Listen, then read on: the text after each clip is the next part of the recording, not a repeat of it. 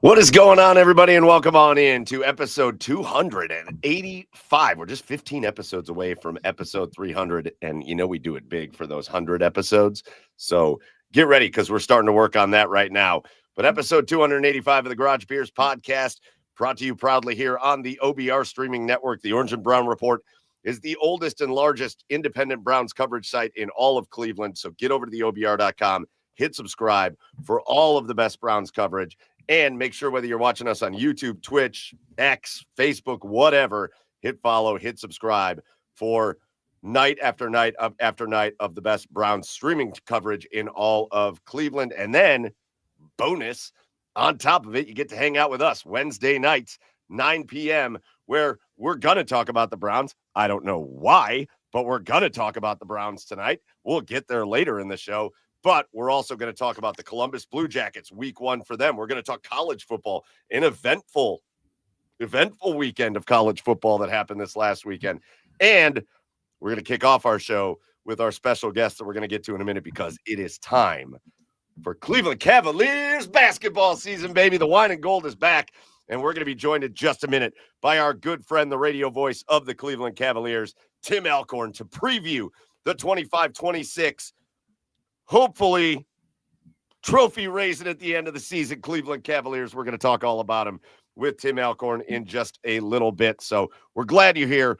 We're glad the comments are already going. Drew in Brick City already is warmed up with a handful of Bush heavies and watching the other show Inside the Browns Beat. Now he's got some Pilsners going on, just hanging out, having a great time on a Wednesday night. So jump in the comments, be a part of the show. We're glad you're here. I'm Mike. He is Joe. You will notice that Chad is not here tonight. Family issue with Chad. Hopefully everything is okay. Just send some positive vibes Chad's way, as we don't know any kind of big details or anything. But nothing too crazy, I don't think. But send Chad some positive vibes, as we just got a text about, 8:30 that he wasn't going to be able to make it. So it's me and Joe tonight. And again, it's our special guest, who we're not going to waste any time with. Joe, by the way, I haven't even let you say hi. Joe, what's up, man? What up? Hi. What's up, dudes? Dude, I'm just sitting here. The Cavs season is wild, because I thought basketball started much closer to hockey. And I was watching Cavs Celtics on, because it was on a major network. And I was like, oh, wow, we're getting absolutely smoked. What a horrible way to start the season. How are we 0-3 already? And I'm just an idiot, because I know that Tim's going to show up before the season starts, and Tim hadn't showed up yet at that point. So, shame on me for just being an idiot in that situation, but excited to get ready for this Cavs season. Hopefully some redemption here. We got to talk a lot about it, but I'm doing good, man. Go to game 4 tomorrow. The ALCS Mariners Blue Jays. So that'll be exciting. My little new home court. I won't. We'll talk a little bit baseball in a bit, but I don't know that I find anybody easier to root for than Josh Naylor. I love rooting for that guy. I'm sad he's not on the Guardians anymore. I've been on the prowl for a jersey because I found out I was going to the game, and they have not made them since the trade. What in the world is Seattle doing out there? Come on, you want to resign the guy? They're too worried about making beanies and hacky sacks out in Seattle, and they can't make a Josh Naylor jersey. What are you doing? What are you doing? Slap a 12. Put a 12 on there. Yeah. We'll talk about that in a little bit as well. But listen, we're going to kick things off with a bang, because 1 week from tonight, those games that you were watching, Joe, the ones that didn't really mean anything, the warm-up games, those are over. Good. Let's just not do those next year. Can we just not? It's confusing to Joe. Can we stop confusing Joe? The warm-up games are over, and the real games happen 1 week from tonight. The Cavaliers will be at Madison Square Garden. What a place to kick off the season. And this guy will be on the call for all 82 and hopefully a lot more after that. He is our very good friend. He is a mentor to me, and I'm so excited every time we get to have him on. Let's bring him in right now. The radio voice of the Cavaliers, Tim Alcorn. Tim, welcome back into the Garage Beers podcast. Gentlemen, where else would I rather be at 9 o'clock on a Wednesday night? And Michael, just for you, buddy. You have to say it. Wiesenstaffner Fischbier. It's a all right. We're going to take your word for it. We're going to take Oktoberfest. I'm glad you said it because every time I've ever seen it on a menu, I'm like, Wahastafener. Hey, that's a good beer. I may have 2 before I'm done with you guys. Let's go. Let's go, Tim. Welcome on in, man. First of all, how's life? How was the off season? Just not for the Cavs, just for you. Were you able to settle down a little bit? I know you've been calling it some football games around Northeast Ohio, both with us at WEOL, the all new WEOL, and I've seen you doing it with Rock Sports and all that. So you've been in the football mode, but how was the off season? How did it treat you? Well, first of all, the off season arrived much too quickly. We were hoping for the Cavaliers to go a little bit further into the month of May and even into the month of June, and we'll get into why that didn't happen. But all in all, a good summer. Certainly one of the highlights for me, going down another avenue in sports. I was just incredibly blessed to be invited to Cooperstown for Tom Hamilton's induction into the Baseball Hall of Fame, and just an amazing day. Hammy, of course, as he always does, whether he's doing play-by-play or just life in general, hit it out of the park, pardon the pun. Just an amazing speech and comments for his induction. His entire family obviously was there, and so many members of the Guardians organization. So for me to be asked to be included was just an incredible honor. And that was so much fun. And you know, as you said, doing some high school football, that I'm still wired to my DNA to get out there and cover high school football. I love to do it. I've got one more game coming up for Rock Entertainment Sports Network, as you mentioned. Got Kent Roosevelt and Aurora on Friday night. Yeah. Well, hey. You know, a game's a game, man. Game's a game. So, but one of the great team names, the Greenmen. You cannot go wrong with the Greenmen. So have fun with the Greenmen. There you go. So, but you know what? In the end, great summer, a lot of fun, but anxious to get back. And I think, you know, I don't speak for everybody in the organization from Dan Gilbert on down, but there's just this itching to get back and put last May behind us and look forward to what should be a great 25-26 season. At least we're hoping so. Yeah. First of all, I think it's awesome. I love the fact that you get it back out and do high school football. I think it's just cool when the kids can look up and be like, oh, that guy does the Cavs games and he's on my game. So yes, it's hard also though to believe, Tim, it's week 9. I know. I know. I mean, we're coming up on it. The high school football season flies by like no other season, whether it's high school, professional, no matter the sport. You go from those hot August nights to the chilly nights in October, and then you get to playoff football, and Lord knows what you're going to be dealing with in the playoffs. But it just flies right by. Hard to believe. And just like you guys, I'm on Joe Idol every Friday night and Saturday morning just to see how it's all going to shake out. I can't believe that site doesn't crash every weekend because everybody gets on there and wants to see the rankings, and I'm right there with them. Yeah, it is. You know, you probably should be glad that you do what you do now, because Chad and I have gotten very bold at WEOL. We demand our games at this point. And so we will be in Rocky River this week for the Cleveland West Conference Championship between the Rocky River Pirates and the Buckeye Bucks, which should be a great time. But a lot of good stuff happening in Medina County too. And there's going to be some good football games that happen this playoff. So I'm so pumped for it, although I'm so not ready for it to end. Hey, listen, before we talk, Cat, again, kudos to you, man. You do a hell of a job. You do a great job with your play-by-play. I mentioned playoff time is coming around, and you know, we'll be busy on Friday nights with the Cavs, but if there's times that I can dial you in, I'll be on that WEOL mobile app. I'll be listening, man. Mike, you do a great job. Hey, I appreciate you, Tim. I learned from the best. Best, Tim Alcorn. Listen, before we get into the Cavs, you already stuck up your Wahastafener beer, and again, I should know. Wiesenstaffner. Wiesenstaffner. Yeah, definitely. Sure. There's a V. There's a V. It's a classic German beer. No, but in German, I believe the W is pronounced with a V. Yeah, Wiesenstafner. There you go. Love it. We got to do our beers, though. So, Joe, why don't you tell us what you're drinking? I teased this a little bit last week, but I got the new beer type that I found here, the fresh hop IPA. This is from Breakside from beautiful Portland, Oregon. Fresh hop means that the hops were literally picked and processed this year, like within a month of this beer being canned. Yes.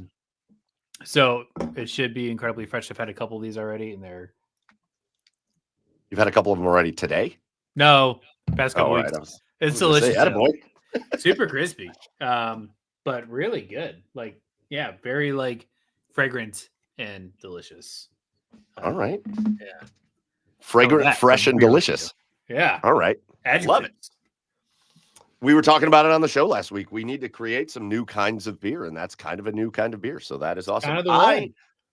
I, on the other hand, and in the chat, tell us what you're drinking, like Drew did. But I had to go for a classic where it is middle of October. We are heavy duty into the pumpkin season. And what beer says pumpkin season more than this one? This is Southern Tier Brewing Pumpkin. It is the king of pumpkin beers. Still is the king of pumpkin beers. Still one of the great beers. And here it is right here. And I'm going to just sit here and enjoy a couple of them while I talk with you guys about the Cleveland Cavaliers. Those are our garage beers of the week. Tell us what yours are in the comments there, and we'll flash it up on the screen. But Tim, here we are. And let's start the preview by doing a recap a little bit. The last time we saw these Cleveland Cavaliers in meaningful action, Joe, not in a random preseason game that you were confused by. Thank God. It was a stunning turn of events in that they caught the wrong team at the wrong time. The red hot Indiana Pacers, a team that just refused to lose all the way until Game 7 of the NBA Finals, when they were basically forced into it after that gruesome injury to Tyrese Halliburton. They caught the Pacers at the wrong time. Cavaliers got hurt. They were very short going into that series. A lot of guys had to play a lot of minutes. Donovan Mitchell laid it all out there. That game, too, really just kind of broke everything when Halliburton hit that game-winning shot at the end of the game. But Tim, as a guy that was around the team, and as a guy who knows the expectations that the team had, just talk about what you saw, just kind of in the immediate aftermath, when kind of talking to the players, being around the organization, talking to other people within the organization, and what you kind of saw as that immediate aftermath reaction, and how the team responded to kind of that shocking loss to the Pacers. Yeah, a lot to unpack there. I'll start with the organization. It hurt. I mean, it really stung. It was painful. Use whatever term you want to use. I think there were lofty goals, and I think everybody, not only in the organization, but certainly even fans around the NBA, just seem to think the Cavaliers and the Boston Celtics are on this collision course to meet in the Eastern Conference Finals. And will it be the Cavaliers to upend the Boston Celtics and displace them as Eastern Conference champions, or will Boston, this up-and-coming Cavalier team, will they knock them off and defend their crown? Well, Boston, of course, you mentioned the injury to Halliburton. Boston's hopes were dashed when Jason Tatum got hurt against the Knicks. Same exact injury, the Achilles. That's not to take anything away from the Knicks, but there goes Boston. And then, Mike, as you alluded to, Cavaliers ran into a red-hot Indiana team. And I remember, doing podcasts and doing radio interviews before the series started. And if I said it once, I said it 50 times on all the different interviews that I did. Don't count this Indiana team out. 34-14 from January 1st on. They were 34-14 in their last 48 games. They were red hot. And then the injury bug hit the Cavs. So not taking anything away from Indiana, but the Cavs went in, beat up Darius Garland. Obviously, we now know how serious that injury was, because he's not going to be able to start the regular season for the Cavaliers. DeAndre Hunter, he was hobbled. Evan Mobley missed time. So you add that all up, and it's a tough 5-game loss in the second round. And it hurt. It really did, because there were these expectations. And so You hope that now fuels them and motivates them going into this season, because you asked about, what the players were feeling, and a visual and image, guys, that is just seared in my memory is, as I was packing up at the Joe Tate Perch after Game 5, literally thinking, man, this is over. How can this be over? I looked down, and there was Donovan in full uniform sitting on that Cavalier bench a good half hour or so after the game, just trying to shake that painful feeling of that loss, and another tough playoff loss for Donovan Mitchell. So I think that aided them throughout the offseason. I know the organization, as I mentioned, was stung by the loss, and so they regroup, and you're coming off a 64-win season, and you're thinking, we're going to keep this core four together. Now, again, DG won't be there at the start, but I don't think he's too far away. Max Strus with the unfortunate injury, but keep the core four together and add some pieces, which I know we're going to talk about, and make a run at this thing. And they truly believe this is a championship team. They believe they have built this roster to win an NBA title, and the window's now open. Yeah, the window read into past, like, just running into the wrong team at the wrong time. Like, obviously, incredibly injury ridden in that series against Indiana, which is just unfortunate because I feel like the entire regular season, the team was so efficiently rested, and like injuries are injuries, like they're going to happen whether you're rested or not. I mean, ideally it does prevent some of them, but is there anything else that you think like went wrong for the Cavs in that series, or were we just outplayed by probably the hottest team in the league at that point? Well, the first part I'll start, or the last part is what I'll start with. Yes, the Indiana was the hottest team. And by the way, going back to what Michael said about taking OKC to Game 7 of the NBA Finals, I've said it. I think if Halliburton doesn't get hurt, they win it. I really believe that. He had gotten off to a great start in Game 7. All the pressure was on OKC, and you could just kind of feel the air come out of Indiana. You lose your superstar. You lose your leader. So I truly believe Indiana would have been the NBA champions if Halliburton doesn't get hurt, but would have, could have. So they ran into a very hot Indiana team. I think that unrelenting pace that Indiana played, not only against us, but in the next round against the Knicks, against Denver, it wears you down.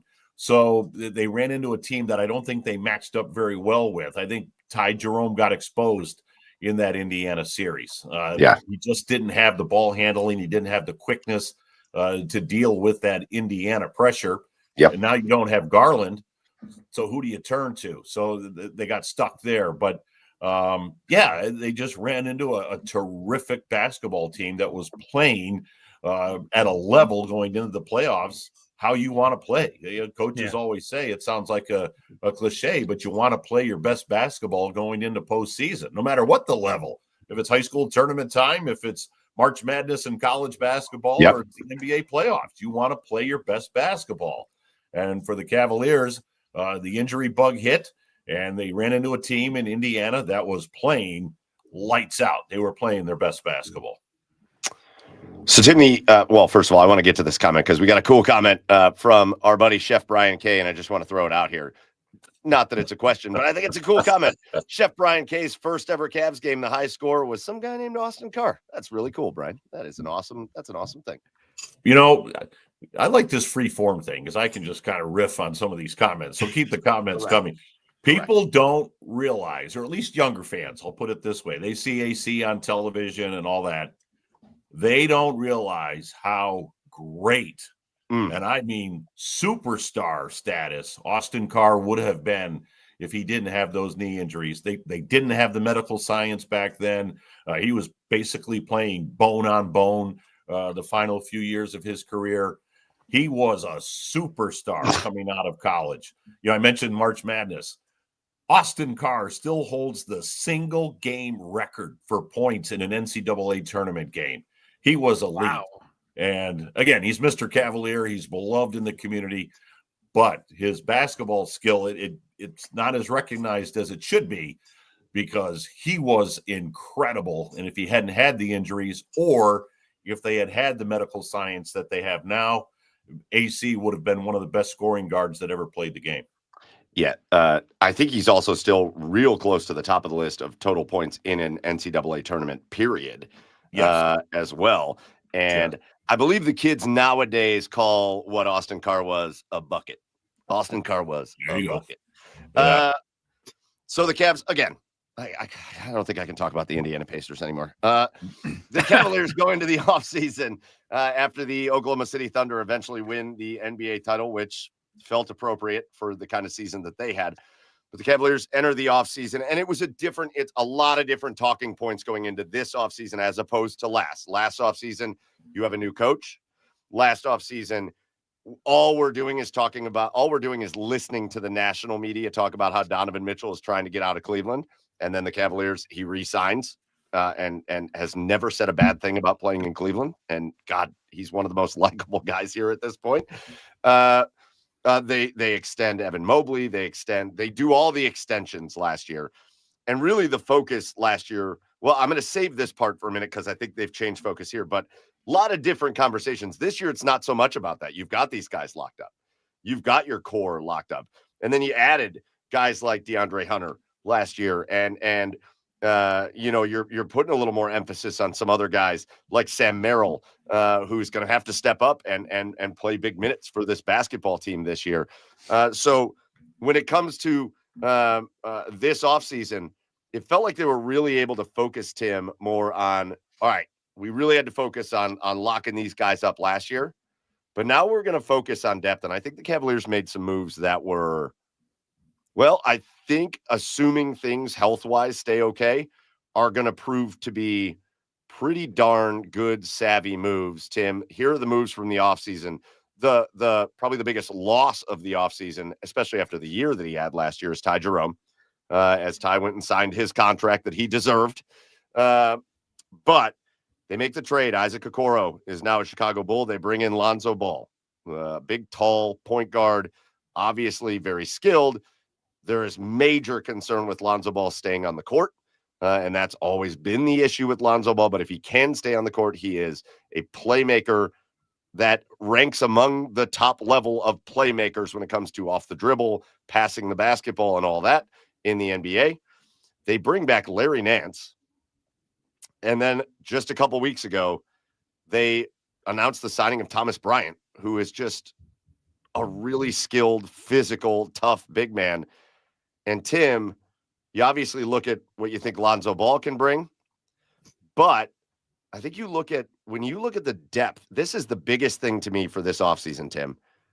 When you look at the depth of this team at the big man positions, Larry Nance and Thomas Bryant, no offense to Tristan Thompson, but that appears to be a gigantic upgrade behind Evan Mobley and Jared Allen going into this season.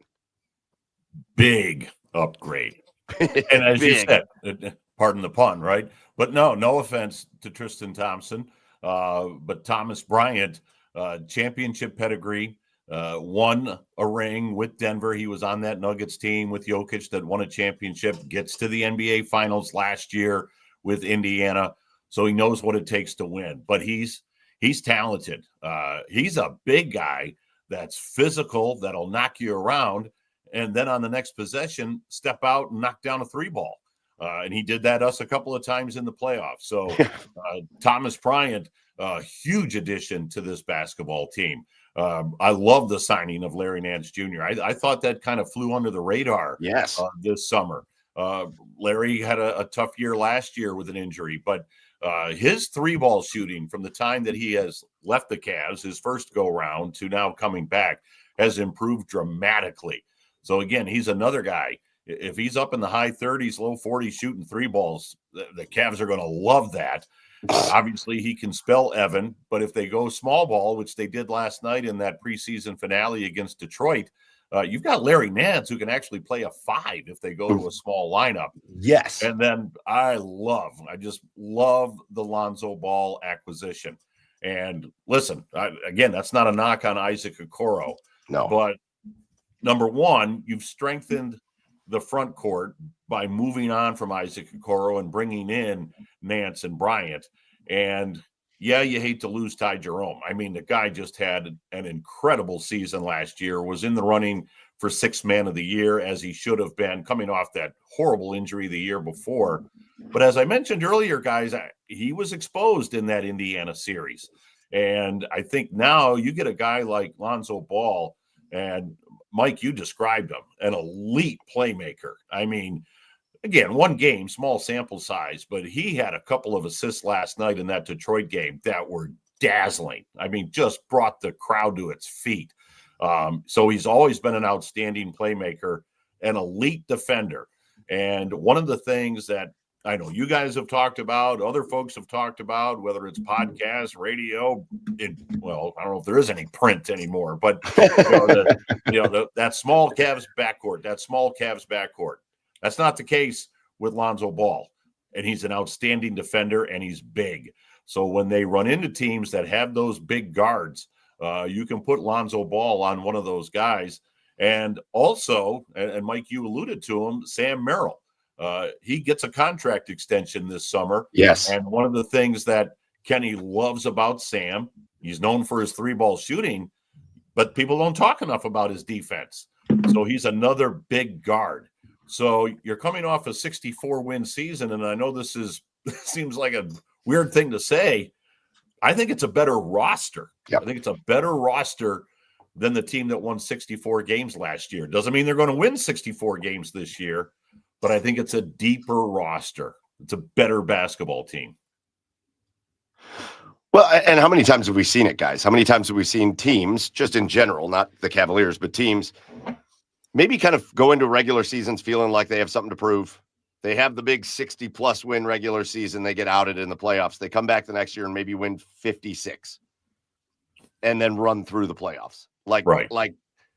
They kind of learn, like, all right, we kind of proved ourselves in the regular season last year, but now we got to prove ourselves later. And you see it time and time again in the NBA. And I agree with you, Tim. They're going to have to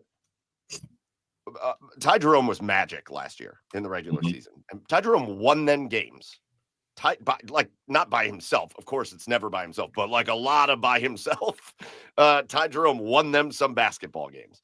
And so, that's a guy you got to replace. But I just personally, I think of when you get Garland and you get Strus back, regardless of what the starting lineup looks like. When you've got two now talented big men that you really had nobody to spell the big men last year. When you got two guys that can come in and you're comfortable with it, the depth when Strus gets back, the depth at kind of the small forward shooting guard position is wild. And then you look at, if we're going to talk about other additions, you look at kind of the depth bench guys on this roster, and you go, man, okay, you've got this kid in Tyrese Proctor that you drafted out of Duke this year. Tim, can you tell the good people about Tyrese Proctor and what you've seen out of this kid? Because I'm going to tell you this. This is my Nostradamus thing. Crikey, he's from Australia. He does a little something when I watch him. He has a little something about him that makes me think he's got a quality to him that I think he might be better than anybody thinks he's going to be. Yeah, he's tough. He's a tough kid. And, it's funny, Mike, Jim says the same thing, that, you see something in him. Yes. And again, a second round choice, and you're thinking, second round, he was just kind of there. But keep in mind, 4-year player at Duke. So if there's ever an if there's ever a college program that gets guys ready for the NBA, it's Duke. He didn't have to be the big star. There was a guy named Cooper Flagg down there that kind of carried the load for Duke. So Tyrese Proctor was doing a lot of those other things that just help you win basketball games. He's heady. He's got a high basketball IQ. He's aggressive. He's NBA ready. And we've talked about this with other Cavs players, Craig Porter Jr. and even Jalen Tyson, the first-round pick last year. The Cavs like guys that have multiple years of college basketball. They're NBA ready at that point. And Tyrese Proctor, I don't know, at one point he's going to make an impact. But the way he played in the 4 preseason games, he's pushed himself into the conversation as far as playing time and into, hey, he needs to be a part of Kenny Atkinson's rotation. He's been that impressive. And there really isn't any aspect of his game that you go, yeah, that didn't show too well in the preseason. He afforded himself very, very well. And with DG being out, guys are going to have to step up. And I'm sure Kenny's going to turn to Tyrese Proctor and say, hey, show us what you did now, or show us now what you did in the preseason. Tim, you brought him up, first rounder last year, and Jalen Tyson. He's a first round pick. So there kind of needs to be some expectation, right? Like, yes, you're a first round pick on what should be a championship caliber roster. So I think that affords you a little time to grow. But now going into year 2, what's the sense around the building? What's the expectation for Jalen Tyson? What should fans expect out of Jalen Tyson? Well, it's always different what the fan should expect compared to what the organization expects. That's why we're asking you, Tim. All-star. Listen, Jalen played 47 games last year, and it was a team that won 64. So, there wasn't a whole lot of playing time for him, but right. They liked what they saw last year. And so they do expect organizationally a big step forward this year. And I think Jalen Tyson has the full confidence of Kenny Atkinson and the coaching staff. There were parts of his game in the preseason that I thought you could really see some improvement, especially at the defensive end. His shot didn't appear to be there, but it's preseason basketball. So, we'll see if that comes around. But Jalen Tyson is a guy, again, he's going to get some minutes because the Cavs invested that first round pick in him. He has shown them enough, not only last year, but in camp and in the games this year, that he's going to get some playing time, especially with DG and Strus being out. It really wasn't my intention to just kind of go player by player, but now we're into these guys that I find so interesting to talk about because we know what Donovan Mitchell's going to be. He's one of the best basketball players on the planet Earth and any other planet, really, to be honest, that we know of. We know what he is. We know Evan Mobley is, his nickname's the Unicorn. That's what everybody calls him. We know what he's going to be. I find these guys those guys are interesting in that they're awesome. These guys are interesting in what you might be able to unlock. And another guy on this list, Tim, for the Cavaliers, Naquan Tomlin. Listen, I need to hear from you as somebody who knows and watches the ins and outs of this team. We called Austin Carr a bucket. Naquan Tomlin's a bucket. Naquan Tomlin can score the basketball from anywhere, anytime. He can always find a way to put the ball in the hoop. So what is the thing that Naquan Tomlin has to be better at, and the area of his game that he has to improve to be a consistent guy that they find that they can throw out there and get some minutes? Well, it's funny because you just said the word that, as I was thinking about answering your question, I was going to use, which is consistent. He just needs to become more consistent. He'll be outstanding for a couple of possessions, and then you'll see him kind of wander. And that's that lack of basketball experience. We talked about how the Cavs like guys that have played a lot of basketball. Well, Naquan Tomlin, he never played high school basketball. So he's still learning the game, and you can see it coming to him. And I think that's why there's that inconsistency where, things will click for him on a possession or two. And then there's the next couple of possessions, like, where should I be? And so he's not really reacting. He's still just thinking about the game at that point. So, but he has the physical tools. And Mike, as you mentioned, he can score the basketball. They like Naquan Tomlin. And this is a guy that's going to be in the Cavalier organization for a while. His impact may not be this year, but they've got some time to work with this guy. And they'll develop him more, probably see a lot of him with the Charge this year. But I think he's going to be with the big club, to use a major league term, as well. I think he's going to be up there, and he's going to make some contributions because he's all out effort. I mean, he's got an outstanding motor. He gets after it. So, yeah, they like Naquan Tomlin. And I think as he develops, as he gets more comfortable with the NBA game, you'll see him on the floor more. But you use the word, it's got to be more consistent minutes as far as his play, not from the Cavaliers side. It's got to be more consistent minutes from Naquan Tomlin. Tim, first of all, I had to give a shout out to that elite reference in the comments from Raul Dinner Bell Mel Turpin. What a reference that was. Boy, these folks are going back in time. Yeah, they're getting back there. Mel Turpin at the free throw line. Oh, Joe Tate's in the building. There you go. I've been getting yelled at because there's some guys that I haven't brought up yet, but I haven't brought them up for a reason.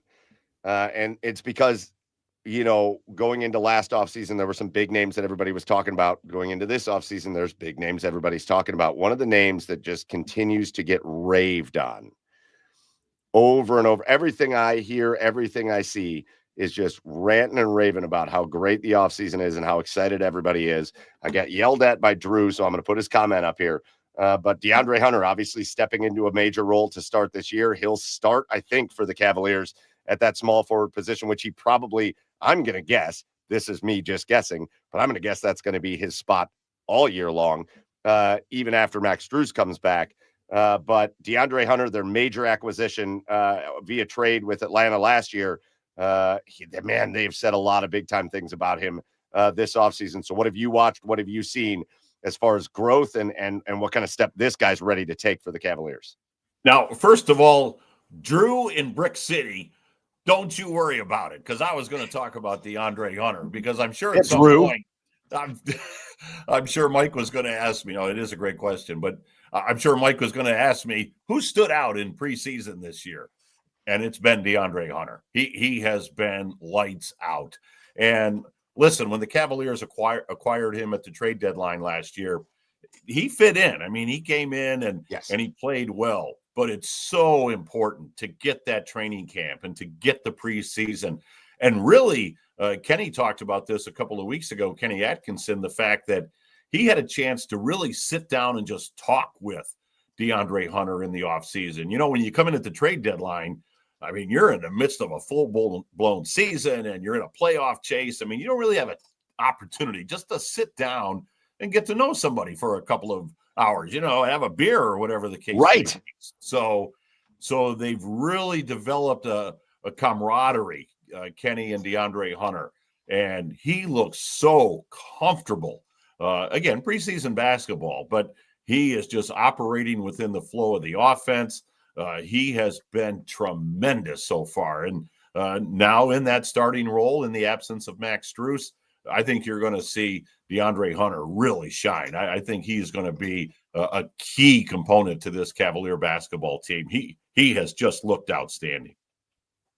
Yeah, Tim, I think when you come to a team, and not to say that Atlanta, they've got Trae Young, they've got the superstar player down there, and they've had bits of success here and there over his time there. But when you come to a team that was working like the Cavaliers were during the regular season last year, where it's very clearly working, and then it's very clearly run by just a bunch of superstars, right? It is just superstar after superstar.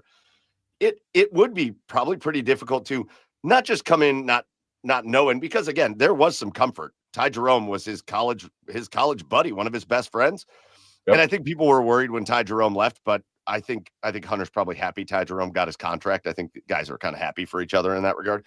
But it's kind of hard to come in and also just be assertive and like put your own stamp on the game. And it really felt like Hunter came in last year and just kind of tried to fit in and assimilate with the Cavaliers offense, which is a good thing. And it did a lot of good things.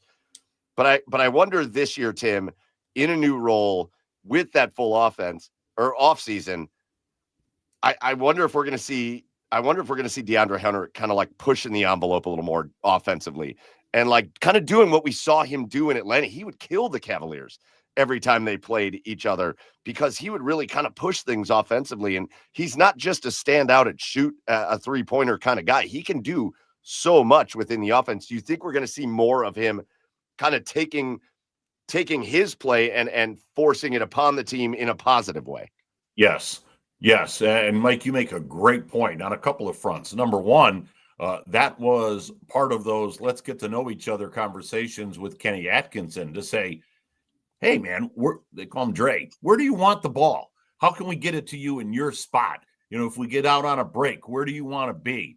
And then there were players only workouts in the summer because coaches can't be involved with the teams until training camp. But in those player only workouts, Donovan Mitchell was asking DeAndre Hunter, where do you want it? How do we get you more assimilated? One thing about the Cavaliers, as you said, they got a lot of stars on this team, but they're selfless.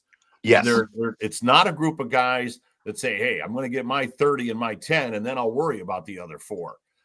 Donovan Mitchell is selfless. Evan Mobley is selfless, sometimes to a fault, but he'll give the basketball up. And they want DeAndre Hunter to have more activity in the offense and to have more influence. And so I think DeAndre Hunter will now take that and run with that to say, okay, yeah, last year, and you make a great point. I come in, trade deadline, it's late February. I don't want to rock the boat. I think they were on a 12-game winning streak when they acquired DeAndre Hunter, right? So you're not going to come in and go, okay, here's what I'm going to do. You're just going to come in and get mine. Right. So, and DeAndre, like the guys I just mentioned, very selfless player, but has the ability to take over a basketball game. And I think that's where this offseason has been huge for him, just to get with his teammates, away from the coaching staff, and just work with his guys and then get to know Kenny as far as, okay, how do we assimilate you better than we did after the trade deadline last year? I think it's going to be a huge year for DeAndre Hunter. Tim, the last thing I want to ask about the offseason before we kind of look ahead, and I kind of have an interesting discussion I want to have with you about the way that people are talking about the Cavaliers team. But I brought up the way we were talking about the Cavs going into last offseason. And the one guy that I was going to talk about that I refrained from because I wanted to save it for this was Evan Mobley, because it felt like Kenny Atkinson got hired, and like his press conference when he got hired was like kind of all about Evan Mobley. Yep. And developing Evan Mobley and unlocking Evan Mobley. And man, did that process take a major step forward last year, as Evan Mobley had a phenomenal year. And I think a lot of people are expecting him to take another step forward this year. And you can kind of see it as he's out there playing. But here's the interesting thing for me. The name that I've heard in very similar conversations this offseason has been Jared Allen. And I've heard a lot of Kenny Atkinson talking about needing to unlock a different element of Jared Allen.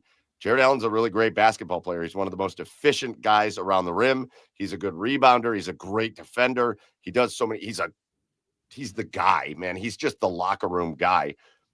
You can't help but smile every time you see him and waving up at the fans up in the upper deck. It's one of my favorite things he does, right? He's a good overall guy. Great guy.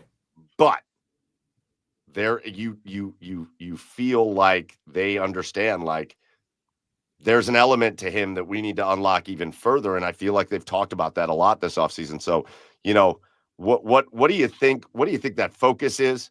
It's not to say that Jared Allen has ever not been good. He's always been good. But, with Kenny Atkinson and his ability to kind of put that focus on a player and unlock something else in him, what do you think that means for Jared Allen? Yeah, that's a great question. Obviously, Jared and Kenny go a long way back because Kenny was the head coach in Brooklyn when Jared was drafted by the Nets and started his career. So, we talked about the relationship that Kenny's trying to establish with DeAndre Hunter and worked hard on that in the offseason. That relationship with Jared Allen started many years ago. Now, it's gone through its fluctuations with Kenny and his coaching travels, and Jared ending up a Cavalier before Kenny rejoins him. But I think Kenny sees in Jared Allen an opportunity to be a low post player, but can do more damage than just that. We saw him shoot a couple of baseline jumpers last night. I think he'd like to see him expand that game a little bit. He's not going to shoot 3 balls. He's not that. Right.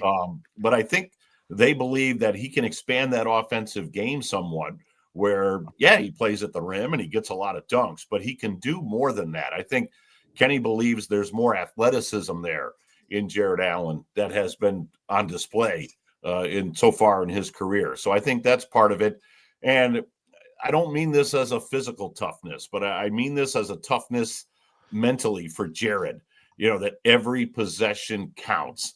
And I think that's a team-wide thing. And Donovan talked about that after the Game 5 loss. And Kenny, the first thing he talked about, the first comment he made after losing to Indiana was that mental toughness aspect, that every play, every possession matters. Now, that's more so in postseason basketball, but you have to develop that mindset in the regular season.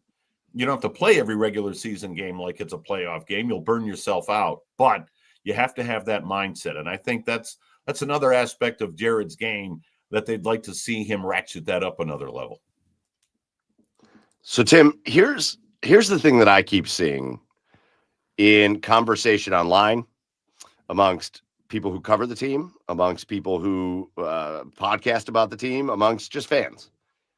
I keep seeing this conversation of there's this evolution coming, and Evan Mobley is going to turn into the guy for the Cavaliers. Yes. And I keep seeing that conversation, and I'm going to be honest with you, Tim, I hate the conversation. And I think for the Cavaliers, well, you better get used to it. Well, but here's what I mean. I think for the Cavaliers, the brand of basketball they're trying to build here, the way that they play basketball, if there's the guy, I almost think it's a problem. There is no the guy. Evan Mobley doesn't need to be the guy over Donovan Mitchell. Donovan Mitchell is the guy, and Evan Mobley can also be the guy, and Darius Garland can be the guy. And I think with what they're trying to do here, I think we're so used to like the LeBron element of basketball in Cleveland, where LeBron is the guy and everybody else just plays off LeBron. I feel what the Cavaliers are trying to do is to not do that. I feel like it's like, well, maybe Evan Mobley's going to be the guy on one night when he's hot and he's playing really well, but then maybe another night in different matchups when maybe Evan Mobley's got a tougher matchup because he's got one of the better defenders in big guys on him, and he's going to Victor Wembanyama is guarding him, and he's going to have a little bit of a tougher time. Then it's going to be Donovan Mitchell that's the guy, or Darius Garland.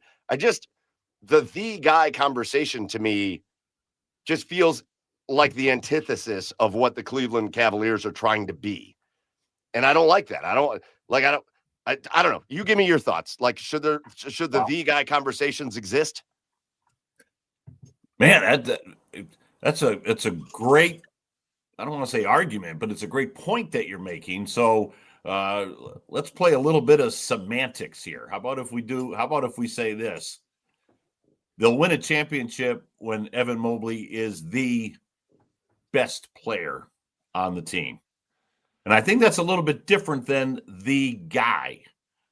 And again, it's a semantics thing, but I'll put it this way. I don't know if the Cavaliers win a championship, and Evan Mobley is a tremendous player, but he has to be, and he will be, a superstar elite player for the Cavaliers to win a championship. So if you don't like the term the guy, okay. But I do think he has to be the best player on the team. That doesn't necessarily mean he dominates the game every night. But I think if Evan Mobley gets to the level that they believe he can get to offensively, he's there already defensively. Hell, he was the defensive player of the year. Right. So, but if he takes it to that level offensively, now this team becomes unstoppable. Because now Evan Mobley is an elite offensive player to go with that incredible defensive talent that he has. Now you have a Donovan Mitchell. Now you have a DeAndre Hunter. So, okay, I'll kind of meet you halfway and say not necessarily the guy, because sometimes the guy is also that vocal leader. Hey, man, follow me. I'm going to lead the charge. Evan's a quiet guy, so he's not necessarily that guy. Insofar as I'm the vocal, I'm going to be out there making all the noise. But hey, what's the old saying, the old country song, still waters run deep. And if Evan's the best player on the team, they'll win an NBA championship. I just feel like there's this part of me that I feel like maybe the conversation, and maybe this is where I get like worked up about it, Tim. I almost feel like the conversation is like kind of degrading to Donovan Mitchell. Like, Donovan has said, I didn't mean to interrupt you. Sorry, Mike. Donovan has said, we'll win this thing when Evan gets to a next level. I mean, Donovan has said that. Kobe Altman has said that. Kenny Atkinson has said that. I feel like Tim, that I agree with 100%. Evan goes to that next level, it's championship time. But I think they can win the championship with Donovan Mitchell as the best player on their team. Like, that could also mean Evan goes to the next level. But Donovan Mitchell is a top 15 player in basketball, and you could push him into top 10. Like, I love these sports debates. I love let's have another beer and keep on going. I'm in. If Evan Mobley takes his game to another level, he'll be a better player than Donovan Mitchell. I think that's the point they're making. Because we said he's defensive player of the year, right? That's number one. That's the best defensive player in the NBA. So if you take your offensive game to a whole new level, and I think Donovan would be the first to readily admit, man, if he takes his offensive game, he doesn't have to be the best like he is on the defensive side. Then, hey, I'll tip my cap. You're the best player on the team. So here's a question I'll ask you about Evan. Where does it get better than what we saw last year? Because giant step forward for him last year. Giant. I mean, Kenny Atkinson carved like a place in my heart almost for himself because he put the focus on Evan Mobley, and then you saw it. It wasn't just talk. It wasn't just we're totally going to do this, and then you didn't see it. You saw it. Like immediately you saw it. So there was the giant step forward, I think, for Evan Mobley. Where does it get better for Evan Mobley? Demand the basketball. It's, not that you want him to be selfish. There's a fine line there, but right. We saw Evan really improve his 3-point game last year. I think you're going to see him shoot even more 3-point shots this year. I think you're definitely going to see, with DG being out for how many games early, we don't know, but you're going to see Evan take the ball down the floor even more than he did last year. I think you'll see more of that. But demanding the ball at the offensive end, getting out there and saying, give it to me. Jim Jones, my wonderful partner on the radio side, he talks about the fact that, when Jim played with the Lakers and someone else had the ball, Magic Johnson was literally clapping his hand. Give me the ball. I want the ball. But he knew the ball needed to be in his hands. And I think that's what they're looking for from Evan. We need a bucket. Yeah, we've got Donovan, whatever, but I can be that guy. Get me the ball. And so I think that's where you'll see the evolution in Evan Mobley's game. I got goosebumps. You gave me goosebumps, Tim. That was a really good answer. You gave me goosebumps, and I'm ready for this Cavaliers season to start. So let's talk about the season. I thought you were just cold, being in that cellar surrounded by brick. How dare you? My wife made this for me, sir. This is Brick Alley, and this is where I do my game, and it is, to be honest with you, scorching hot in here all the time. It's sweet. I love your backdrop, man. It's really cool. All I do is sweat down here, but it's fine. It's how I'm at my lowest weight that I've been in since I was in college. So I'm great. Things are great. Tim. Yeah. So let's talk about this season. A lot of movement and a lot of really interesting developments. Obviously, you've got the Boston Celtics that are going to be without Jason Tatum for at least the majority of the year, if not all of the year. You've got the Indiana Pacers that are going to be without Tyrese Halliburton for the majority of the year, if not all of the year, especially you rupture your Achilles. Game 7 of the NBA Finals. That's a tough one. You had the Milwaukee Bucks situation where they had Dame Lillard, who ruptured his Achilles in the playoffs, and I love the fact that he went and signed a contract with the Trailblazers. That is awesome. But Milwaukee kind of rebuilt itself in an interesting way. Kyle Kuzma out there, as we saw last year. Cole Anthony goes to Milwaukee. The Miles Turner move, I think, took a lot of people off guard, but now you're going to have Miles Turner and Giannis to deal with in Milwaukee. I think everybody's overlooking them a little bit, and I think they're going to be kind of difficult to deal with if they're healthy. Indiana's going to be scrappy, but without Halliburton, okay. You got Orlando that's still building what they're building down there. You've got the New York Knicks that, as long as Jalen Brunson's one of those guys where you just, if he's out there, you can lose. If he's out there, you can lose a game. I'm not a big Karl Anthony Towns guy, even though he's very talented. But Jalen Brunson's one of those guys, Tim, of all the players in the NBA, he's one of the tops on my list as far as just that bulldog. He's going to go take a game if he wants to. Really tough competitor. Yeah. He's just going to take it if he wants to, and that's what it feels like with him. Right. He's the guy. That's right. That's right. That's right. Obviously, No. I don't think Boston's going to be bad if we're just kind of looking around the Eastern Conference. I don't think everybody's assuming they're going to be bad, but they did. I mean, Porzingis gone. Drew Holiday. Drew Holiday. I think that's the key for them is, God, I hated facing. Where's Drew Holiday? Where'd he go? I can't even remember. He went to Portland for Goodbye. Anthony Simons. Bye. God, I hated playing Drew Holiday. God, I hate him. He's one of my favorite players because of that. Ugh. How do you really feel about Drew Holiday? Oh, I love him. I love him. But think of the teams he's played for. Right. I had to watch him in Milwaukee. I had to watch him in Boston. I love him. He's one of my favorite. He's gritty. Again, same thing. But Boston, they're going to be kind of scrappy. You still got Jaylen Brown there. You still got Peyton Pritchard, but they're not going to be Boston. Right. And so there's also this element, Tim, and I think this is a very interesting storyline going into the season as well. There's also this element, Tim, of there's New York, maybe a little bit of Milwaukee, maybe a little bit of Orlando. But if you're the Cleveland Cavaliers, what excuse do you have this year? And that is what everybody is saying. That is from the national to the local. That is the talking point for the Cleveland Cavaliers is what excuse do you have to not come out of this Eastern Conference this year?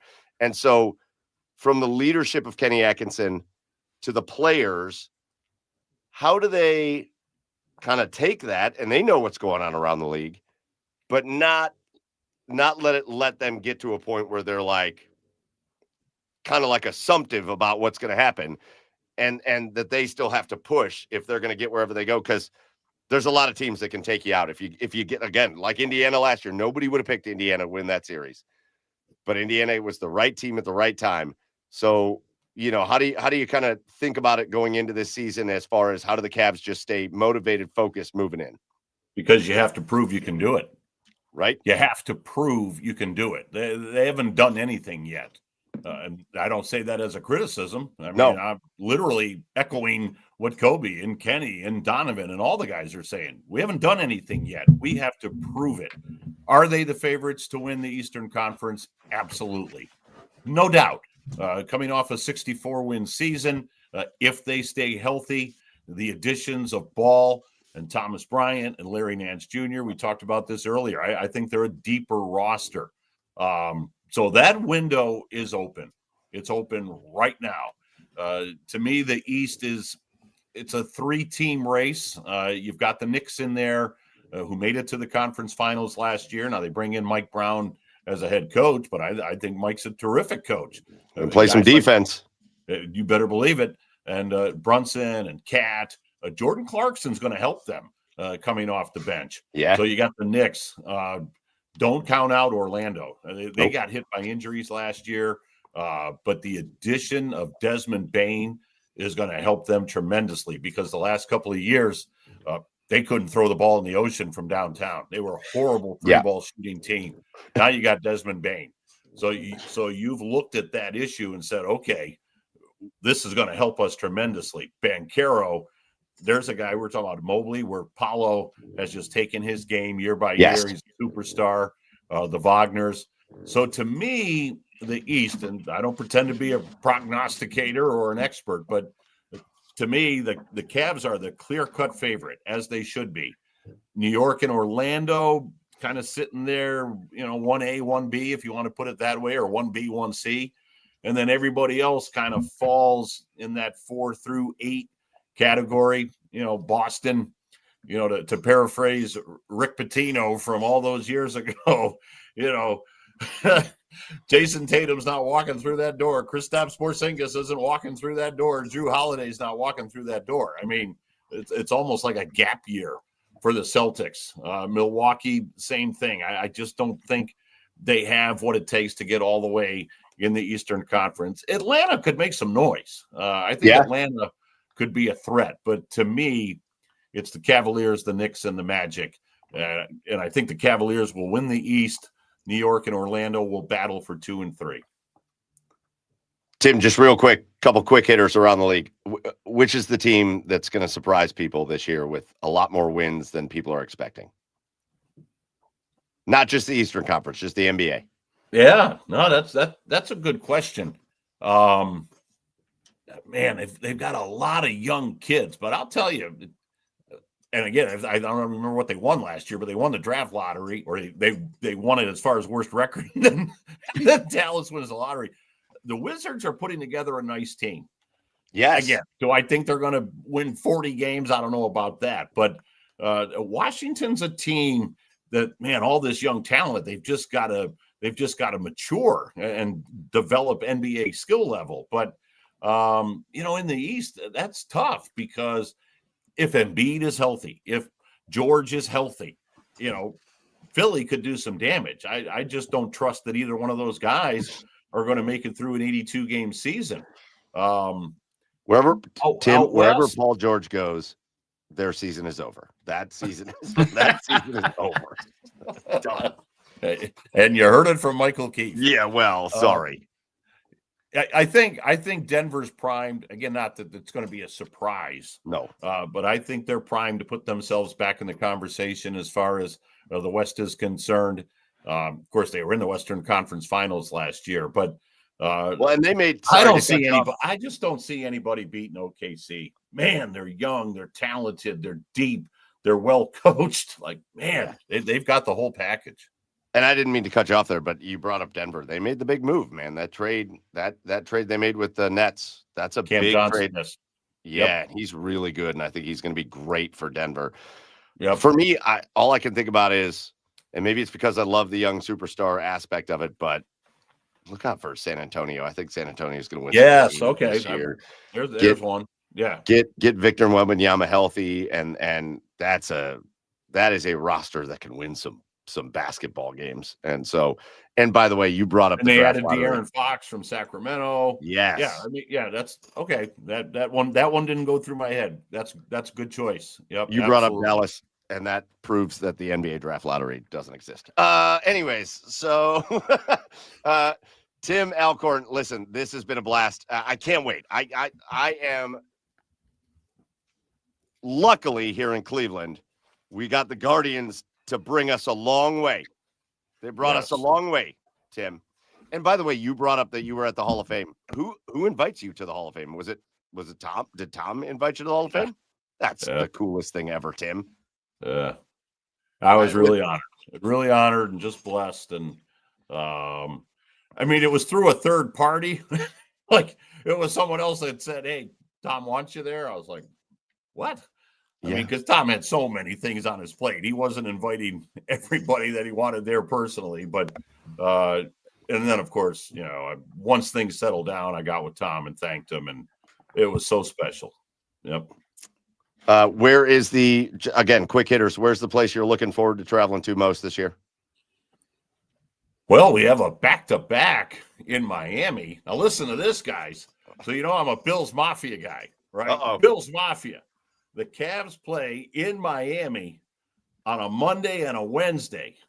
Got the schedule right here in front of me. They play in Miami on a Monday and a Wednesday, which means we'll be in Miami on Sunday. When do the Bills play in Miami? That Sunday. That's the Let's trip go. I'm looking forward to. Nice. Let's go. Oh, I love it. Hey, Tim Alcorn, you are the best. You're one of our absolute favorite guests. Listen, we just keep getting these comments, and I should have just kept putting them on. But Corey here, you guys doing a great job tonight. Well, thanks, Corey. But there's been about 27 comments just going, here, I love this one from Drew. Mike, the only way you can beat Tim as a guest is to get Fred, our buddy Fred Greetham from the OBR, who's covered the Browns since 1980, to get Fred on drinking a beer. I don't know if I'm going to pull that off, but here's to you, Nick.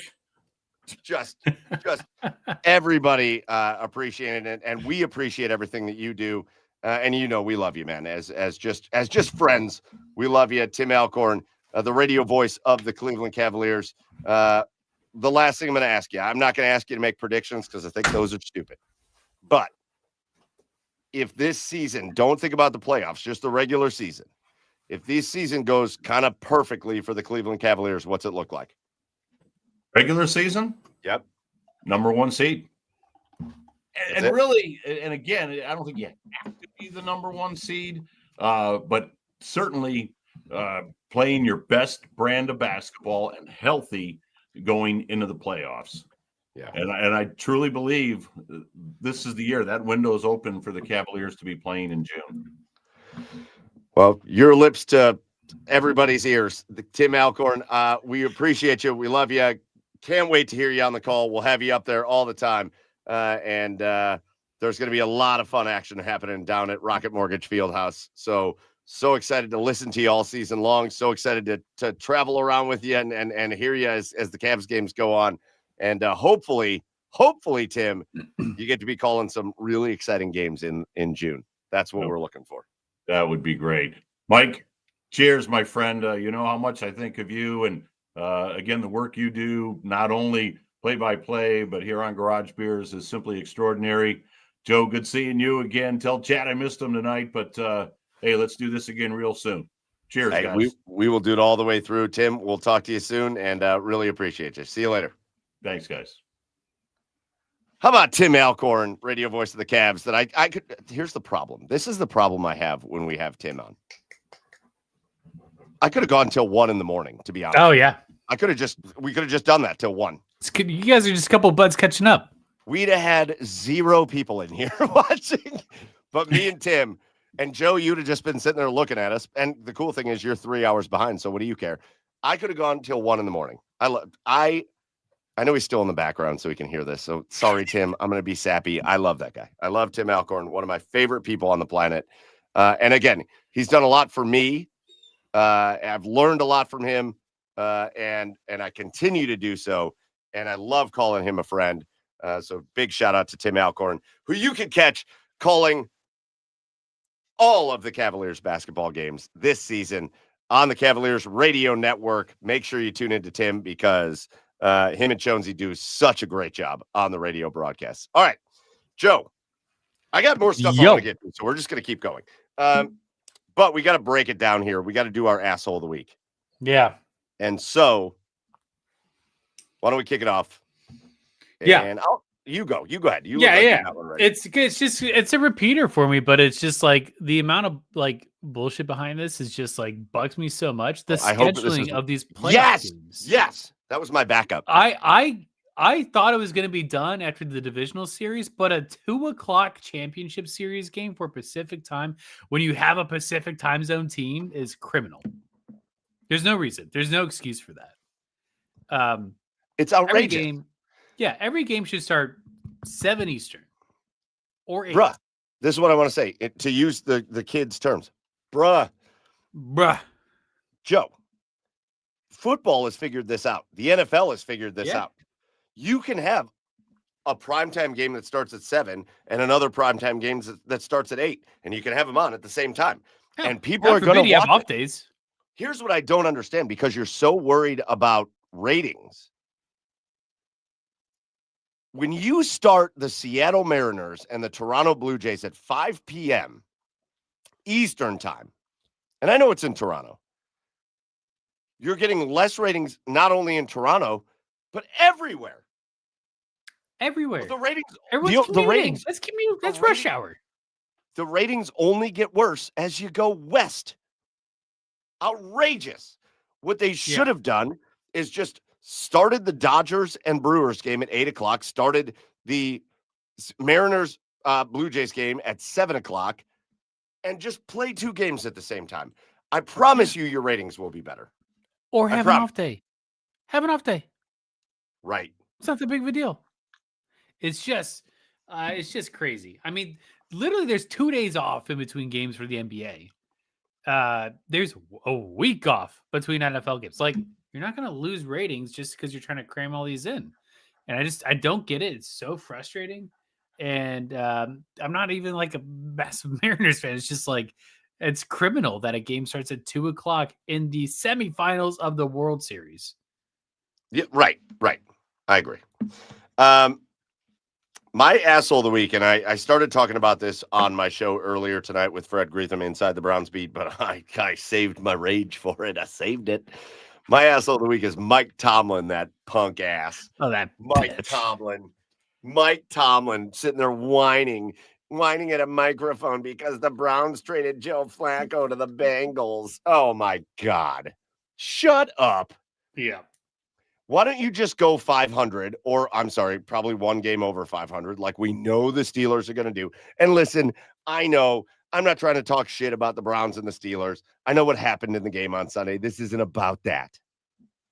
To have a coach of an NFL team get up at a podium and start talking shit about a general manager for another NFL team for a trade they made to a different NFL team for a 40 fucking year old quarterback that all he does is throw interceptions. And no offense to Joe Flacco. I don't even want to be offensive to Joe Flacco. I appreciate especially what he did here 2 years ago. But to act like the Cleveland Browns just sent the Bengals onto a Super Bowl path. Yeah.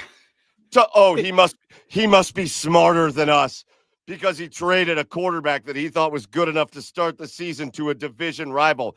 They thought he was good enough to start the season because nobody else was. They gave him a 3-game rental. That's what it comes down to. Doing here? Why crazy. are you whining? Oh my God. Listen, here's what I'm going to say to you, Mike Tomlin, who I think is a great coach. Here's what I'm going to say to you, because you're the asshole of the week. If you go out and get beat by Joe Flacco this week, that's your fault. That's your fault. That's a you problem. That's a you problem. Because I'm going to tell you, Joe Flacco wants to throw it deep to Jamar Chase. He's probably going to connect on a few of those, or T. Higgins. He's probably going to connect on a few of those. Joe Flacco is going to look better for the Cincinnati Bengals than he did with the Browns because they are better when it comes to guys he can throw it down the field to. But I'm going to tell you what. Not better on the offensive line. I'm going to tell you what. If you aren't intercepting Joe Flacco, that's a you problem. That's a you problem. That's a you. He gives you opportunities. He gives you the chance. Do not stand at the podium and act like it's Andrew Berry's problem that they traded a 40. The Cincinnati Bengals called and said, we will swap picks with you. We will give you a better pick if you just send us 40-year-old Joe Flacco that isn't going to be playing for either one of us next year. Yeah. Why would the Browns say no to that? It's a great trade. Why would they say no to that? It's a great trade. Sure. Oh, Mike Tomlin. That was asshole of the week material, but also just bitch move of the week material. You're just sitting there bitching. I got a plan for Joe Flacco now. He's old. And I hope. And listen, I know Browns fans are going to root, as I am. I got the Bengals. B Skrills in the comments. I got the Bengals winning 23-20. Chef Brian K, go get him, Joe. Chuck it, Joe. I hope so. I hope Joe Flacco throws for 450 yards and 7 touchdowns in this game. Are you kidding me with this whiny BS? Get out of here. As long as I'm not playing Jamar in fantasy. But yeah. Correct. Fair. Good point. All right. Listen, let's keep it on football if we're going to come out asshole of the week. And let's go to the Browns. Spent a bit of time last week, Joe, talking about this Browns-Steelers game. And we spent a bit of time saying, okay, here we are. You're at week 6 of the 6-week gauntlet that we have talked about to start this season, right? And you're 1-4. But we talked about this. Like, if you can get to 2-4, and then you get the Dolphins and the Jets and the Patriots and the Titans and all these teams on your and the injured Ravens and the injured Bengals and all these teams on the schedule, if you can get to 2-4 after that 6-week stretch, okay, maybe we could have a discussion about hope. And then the Browns came out and played like maybe the least inspired game of football I think I've ever seen. Yeah. The Browns came out and I thought when the Steelers kicked the field goal to make it 3-0, the game was over. Like, that's what I thought. I was at Cedar Point because I was like, I'm not watching this. I was at Cedar Point, and my buddy Dan, who is in the comments a lot here, my buddy Dan Wise goes, oh, God, if the Steelers get to 10, this game's over. He was right. The Cleveland Browns go out, and I think the defense played okay. But the Cleveland Browns go out, and they make stupid mistakes on special teams. They have stupid penalties defensively, offensively. in a game that was 16-6 in the third quarter. It's not like it was a blowout. The Browns scored 9 against the Steelers defense. Against every other team they've played this year, they either turn you over or you dominate them. That's what every other team has done to Pittsburgh. Every other team has either turned it over. Pittsburgh's great at turning the ball over. Yep. Or the other team's offense dominates that defense. And the Cleveland Browns were pathetic in this game. Pathetic. That's what the Browns were in this game. A pathetic display of football in a game that actually meant something, in a game that could have kind of turned your season.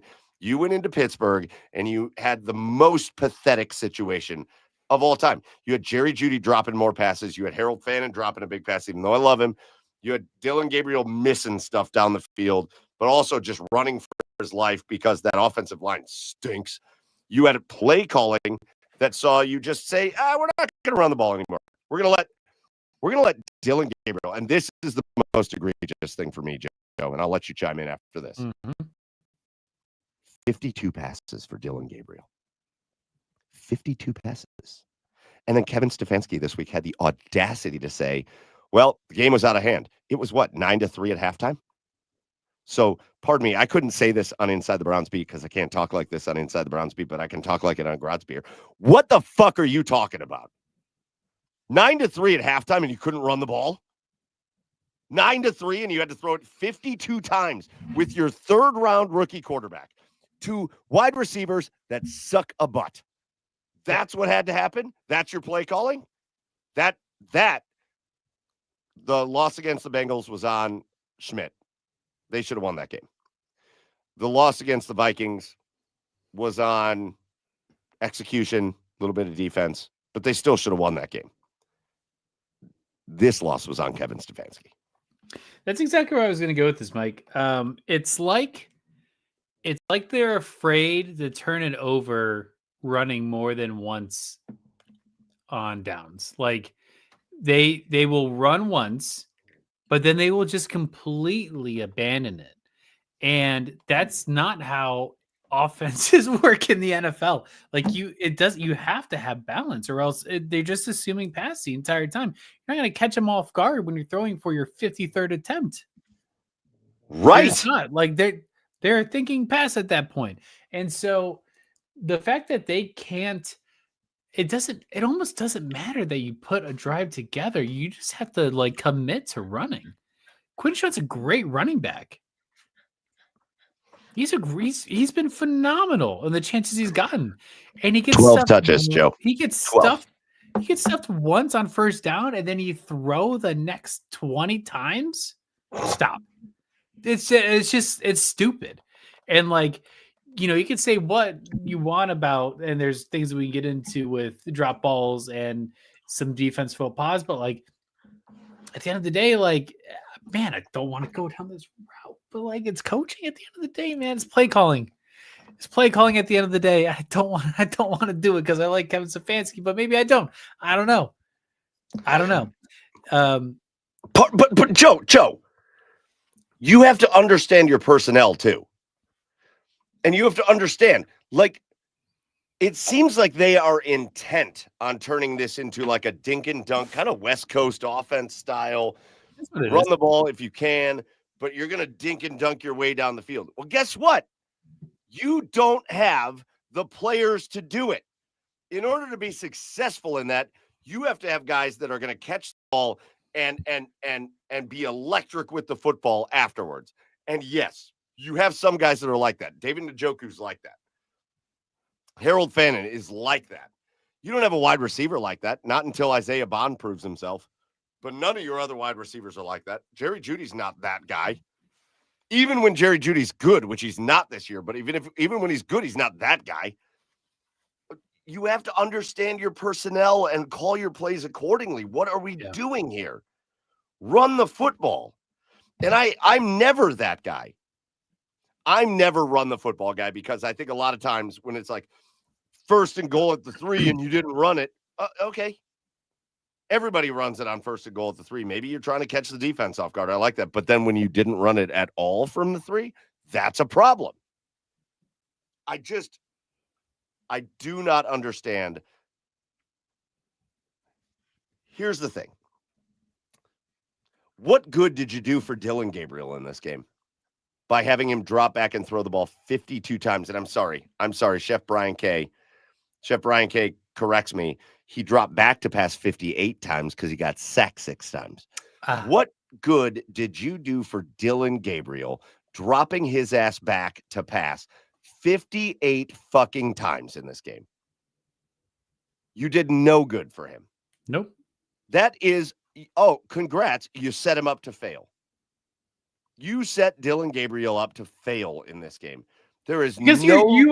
you are expecting him to perfectly read a defense that knows the pass is coming every time. Right. Instead of putting them in a situation where the defense might be caught off guard because you run a play action. God forbid you run a play action that the defense bites on. I'm never going to be mad at you, especially with this grouping of players. I'm never going to be mad at you. Nah, I won't say that. I'll be mad at you if you do this every time because I'll be like, wow, okay, well, you've taken this the wrong direction. But like on a given possession, if you run Quinshon Judkins and he picks up 2 yards, and then you run Quinshon Judkins and he picks up a yard, and then you throw and it's incomplete, I'm not mad about that possession. I'm not mad about that. Now, I don't think you should do it every game, or I'm sorry, every possession. I don't think it should just be run, pass, because that's stupid. But like, you can't when Kevin Stefanski, I'm going to tell you this, man. I've never disliked Kevin Stefanski more than when I heard him say the game was out of hand when it was 9-3 at halftime. I've never disliked this dude more than that. I want him to be the Browns coach. I want him to succeed. I think Andrew Berry is a very good general manager. I stand by that. I don't care what anybody says. I like Andrew Berry. I think he's a very good general manager.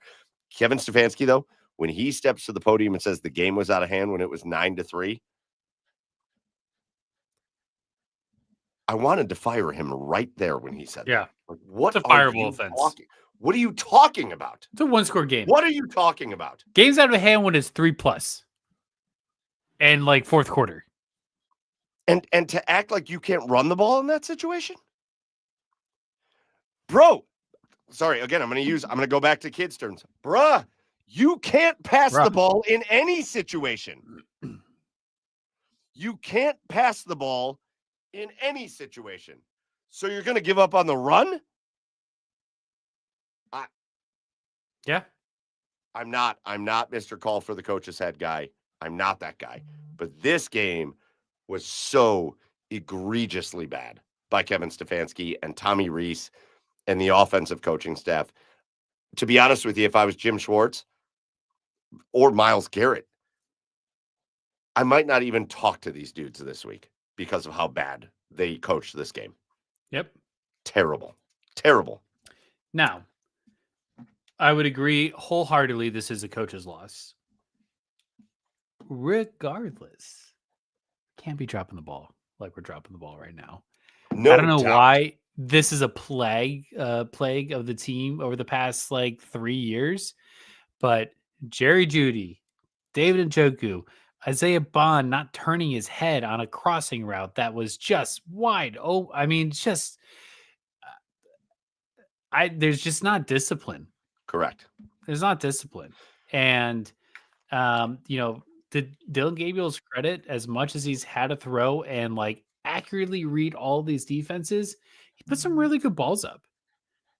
Correct. He wasn't perfect all the time, but he put Yes. some really good balls up. And so, like, you can't look at this like, we got to get Shedeur in. Shedeur isn't the spark for this team right now. Like, Correct. It is coaching, discipline. Like you said, Mike, like you have to play to the talent you have, and we don't have that like breakout talent. Our wide receiver room is horrible. Horrible. It's horrible. It would be horrible with Cedric Tillman healthy. Like, it is a horrible wide receiver room. It's a horrible offensive line. Figure out a way to make it work. These are knowns, and that's almost the best part about coaching. It's like there's no unknown with how bad both of these units are. You know exactly how bad they are. Figure out a way to coach around it. This comment, Drew, man, I love you, Drew. Drew in Brick City. My wife caught me Homer Simpsoning to the Isaiah Bond helmet throw.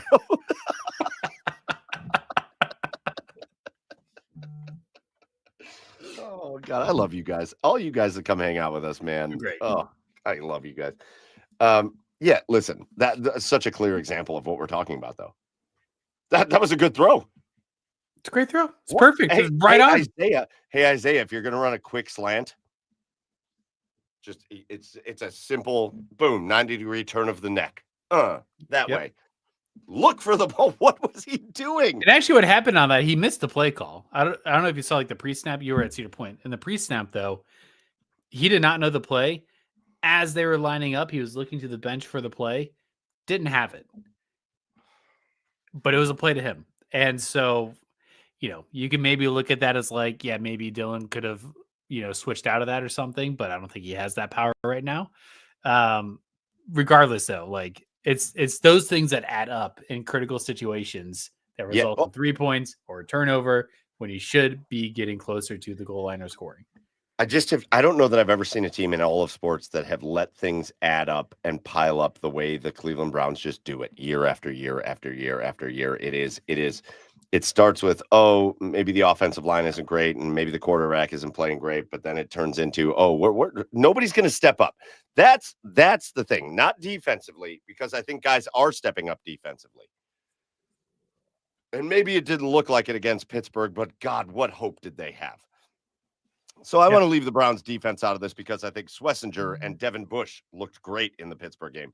And I think the defensive line is great. And the cornerbacks, I kind of personally liked when I went back and watched the game, new guy from Jacksonville that I know he got burned on a couple things, but like, what are you going to do? I know he didn't turn his head around on a couple, but he's also like, he made some plays, which I appreciated, but like, I don't know, man. I got a different take on that guy. He's walking around with noodle arms, man. He doesn't know where he is on the field. Like, sure, he's made a couple tackles, but in coverage, he looks a little scary. I mean, his first play he was out there, he stripped. I think was it Metcalf that he stripped? And the ball just went out of bounds. No, it hit him in the back of the head. No, he had no idea where the ball was. No, he stripped him. He forced a fumble that went out of bounds. That. Yeah. But like, but again, I'm not bringing the defense into this. No, you can't. Offensively, here's the thing. Offensively, is outside of Quinshon Judkins, is not one of you guys going to step up? Is that what we're going to do? Is that what we're not going to do? Is just not one of these guys going to step up? Is that what's going to happen? Hey, I know everybody's piling on him right now. I'm not usually, I don't like the pile on thing, but Jerry, man, you want to be a number one wide receiver? Are you going to start at some point? Are you going to be a number one wide receiver at some point? No? Are you not? That's a great time. Because right now you're playing like a number three wide receiver that like gets benched half the game. Is anybody going to step up? I think I'll never question. I want to say this. I'll never question David Njoku ever. God, I love that guy. I love him. He's a quintessential Cleveland Brown. Quintessential. Yep. Quintessential. Daryl Fannin, phenomenal. They should get him the ball more. He's got a little dropsy issue, but that's fine. Because he's also a mid-round tight end that is learning the game in the NFL. He's not Jerry fucking Jeudy that signed a contract extension to be a number one wide receiver. It's the same thing with Isaiah Bond. I love that they have him out there. I want him to play as much as possible. But like, where you at, Jamari Thrash? Can you show up at any point other than like the last possession of the game? Said Tillman out still. Again, not his fault. He's hurt, but like, okay. Is anybody going to step up? Is anybody? Hey, guess what, Joe? Guess what? I got a secret for you. You're never going to guess what it is. Jack Conklin's hurt. Yeah. I think I might have texted you when he went to the locker room. He had quite the extravagant elbow brace on. Jack's hurt. So we'll see him again week 16. Yeah. Now, what is that going to make our like 23rd starting offensive line formation going into this next week? From the players to the coaches, is anybody going to step up? One of you. Is one of you going to step up? Because here's what you're looking at. And I said this on the last show, but I'm going to say it again here, Joe. Here's what you're looking at this week. Everybody's looking at the Miami Dolphins going shambles because they are. They're in shambles. Mike McDaniel's this close to losing that job, and he's one of my favorite coaches. He's this close to losing that job. That team is in shambles, but you know what? That team has not scored less than 20 points this entire season, no matter who they've played, whether it's Buffalo or whether it's Carolina or whether it's who cares. They have not scored less than 20 points this year. That Miami Dolphins team with Tua and Jalen Waddle and Devon Achane and really good players on that offense, they haven't scored less than 20 points. Darren Waller coming back from the grave. Right. They are 1-5 because their defense stinks. But why do I care about what their defense is? Because we've got the worst offense in football. We act like, here's the problem. We act like, oh, the Dolphins defense stinks, so it's time for the Browns to get right. Get right from what? We're the worst offense in football. You know what they're saying in Miami? We've got one of the worst defenses in football, but it's our week to get right. That's what they're saying. And that's what pisses me off the most is we spend all this time as fans and podcasters or whatever. We spend all this time talking about, all right, let's be realistic. The Browns, they get through this first 6 weeks, and then there's a lot of winnable games. Guess what? The Browns are the most winnable game on every team's schedule for the rest of the year. Yep. Think about the Bengals. Even the Bengals. Not the Bengals. Forget the Bengals. The Jets. The Cleveland Browns are the most winnable game on the Jets' schedule the rest of the year. The Titans. The Cleveland Browns are the most winnable game on the Titans' schedule the rest of the year. The Cleveland Browns are the most winnable game on every team's schedule from here on out. So I'm sorry, but let's miss me with this talk like, oh, they could get right. No, every team is looking at the Cleveland Browns right now going, all right, that's a win. So we're at least, the Jets are like, we're at least going to get that one. That's what's happening. That's what's happening. And you tell them. And it's for all the reasons. Drew, I appreciate that you liked my tweet. Because I mean that. Until the specter of Deshaun Watson is gone, they're going to struggle to put a competitive team out there because that's killing them. And nobody wants to talk about it because people are starting to treat it like it's an excuse. And we don't make excuses. It's not an excuse. Deshaun Watson's situation is killing the Cleveland Browns right now. And until he's gone, which is probably in 2 years, it's not next year because he's still got a massive cap hit next year. But probably in 2 years, until he's gone, I don't know that there's any reason to even hope. But you know what? At the same time, Jerry Jeudy can step up, and he doesn't. Some of the offensive, Jack Conklin can step up, and he doesn't. Some of the other wide receivers can step up, and they don't. Nobody steps up. Kevin Stefanski can step up, and he doesn't. Tommy Reese can step up, and he doesn't. Nobody steps up for this team. Nobody. Nobody. And so there's it's obnoxious. It's obnoxious. I'm so fed up with this. And I had this whole plan, and it's already 10:38, so we're not going to do it. I had this whole plan. I don't know that I could. I wanted to talk about, Joe, the like most miserable franchises in sports. But this is it. This is the one. This is 1A. There's nothing more miserable than this. This is correct. And it's really funny, being in Seattle at the time they're in the ALCS, how, my father-in-law was saying the other day, he's like, it's crazy that in the 2001 ALCS when the Mariners lost with the team that they had that won 107 games that year, that it's like, oh, well, we'll just go back next year. He's like, wish we went to some games in the playoffs. And all of a sudden, 24 years go by, and now's the first time they're back in that same position. The Browns can't even have that conversation. Well, you excited to go back to the second round of the postseason? Right. Excited to have a winning record? It's not even close. There's not a single team on this planet, maybe in some obscure sport and maybe some soccer league, There's not a team on this planet that is as perpetually miserable as the Browns. One playoff win since 1999. 3 playoff appearances. Well, 4 games. 4 playoff games since 1999. You went from 2002 until 2020 with 0 playoff games. And 1 winning record. I want to make sure we know this. That's fucking impossible.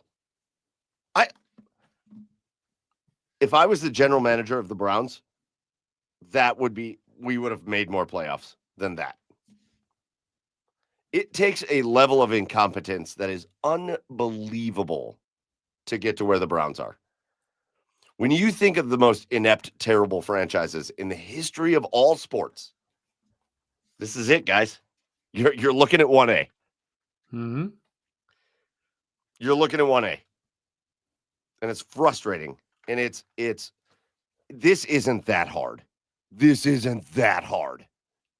I've never seen anybody make something look so hard as the Cleveland Browns. Just be okay. Just be okay. Go 8-8 in the old days, or go 8 or 9-7. Just be okay. But be like okay on the cusp of the playoff spot. Be okay for 5 years in a row. Because that's the issue. They'll be okay one time.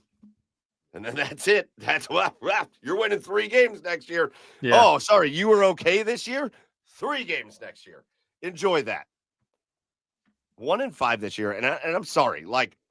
It's the same thing I have for the Guardians. I am done with bullshit. The Guardians is different for me. Obviously, they make the playoffs. They are competitive. There's no anger like this with the Guardians. This is different situation. It's different, but it's just what I mean with this. It's the same thing. It's I'm tired of celebrating things that don't matter. I'm tired of celebrating things with the Guardians that don't matter. I'm tired with the Cleveland Browns of acting like of having to come on here and talk about this team, to be honest with you. I'm tired of it. God, I don't know how these guys do it with the OBR where all they do is talk about the Browns. I don't know how they do it. I don't know how they do it. And Pache, don't get me wrong. I love the Guardians. Pache says the Guardians overachieve, the Browns underachieve. My problem with the Guardians is that they self-sabotage. And that drives me crazy. I don't know. The Browns, the Guardians at least aren't inept. I just am tired of acting like, oh my God, they were competitive last year. You guys should be so grateful for that. Shut up. 1948. The Cleveland Browns, though, are a level of inept that I cannot fathom. Joe, I can't fathom it. Since 1999, there wasn't one stretch of time where we got to just enjoy good football for 5 years. I don't even give a shit about a Super Bowl at this point. That's the thing with the Guardians. At least the Guardians give me expectations. And then I get to be mad that they don't hit the expectations. But God, at least I get to have them. There's no expectations for the Cleveland Browns. None. And yet they still fall short of them. Yeah, right. None. 0 expectations. I just want you to look like you show signs of life. And then they come out and do what they did against Pittsburgh. Lifeless. Hopeless.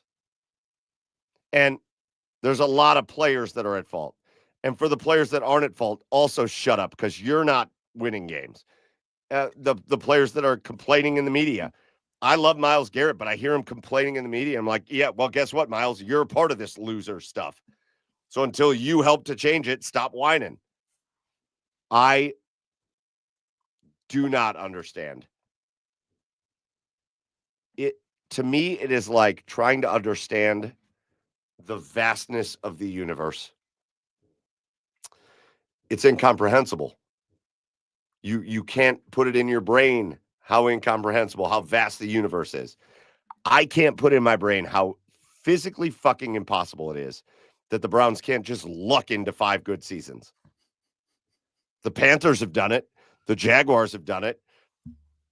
Find me a team that hasn't done it. The Jets were good.